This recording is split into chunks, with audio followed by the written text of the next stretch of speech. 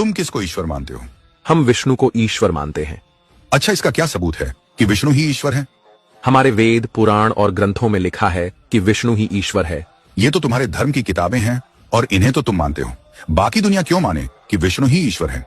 क्या तुम्हारी किताबें ईश्वर द्वारा उतारी गई हैं या इंसानों ने लिखी हैं? हमारे आर्षि मुनियों ने इसे ईश्वर की प्रेरणा से लिखा है। प्रेरणा से लिखा मतलब?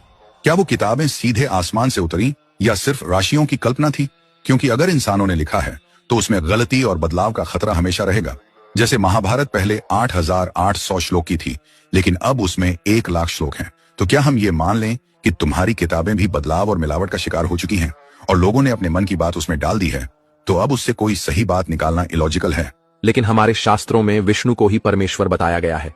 अच्छा, एक सवाल, क्या किसी किताब में लिखा होना ही सच होने का सबूत है? अगर कोई किताब में ये लिख दे कि गधा ही तुम्हारा बाप है, तो क्या तुम उसे मान लोगे? ये क्या बकवास है? नहीं, मैं बस लॉजिक की बात कर रहा हूं। अगर सिर्फ किताब में लिखा होना सच का पैमाना है, तो फिर तुम किसी किताब में लिखा ये कि गधा तुम्हारा बाप है, तो तुम उसको भी मान लोगे नहीं ना? तो फिर तुम्हारी किताबों का दावा भी बाकी दुनिया के लिए प्रमाण नहीं बनता। लेकिन हमारे ईश्वर ने चमत्कार किए हैं। अच्छा, क्या चमत्कार करने वाला ही ईश्वर हो जाता है? फिर तो तुमको फिरौन के जादूगरों को भी ईश्वर मानना पड़ेगा, क्योंकि वो भी जादू से छड़ी को सांप बना देते थे। तो क्या वो जादूगर भी ईश्वर थे? देखो, ईश्वर की पहचान उसके गुणों से होती है, ना कि किताबों या चमत्कारों से।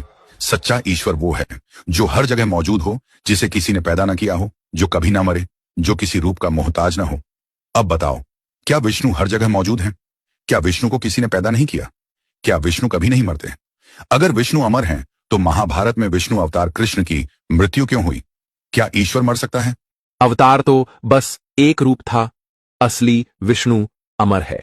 अच्छा, तो तुम्हारे हिसाब से ईश्वर को रूप बदलना पड़ता है? मतलब कभी वो इंसान का रूप लेता है, कभी मछली का, कभी कछुए का। क्या ईश्वर को रूप बदलने की जरूरत है?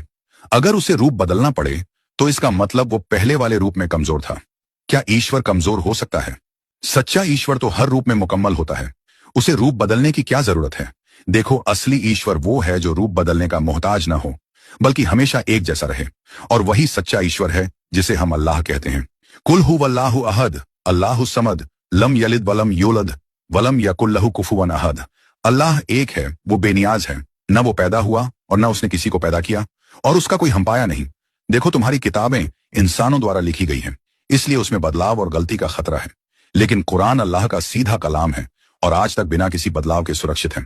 कुरान में लिखा है, इन्ना नहनु नज़्ज़लना ज़िक्र व इन्ना लहू लहाफिजून, सूरह हिज्र 15:9। बेशक हम ही ने कुरान को उतारा और हम ही उसके संरक्षक हैं। यानी अल्लाह ने कुरान को खुद बचाने का जिम्मा लिया। अब बताओ, क्या तुम्हारी किताबों के लिए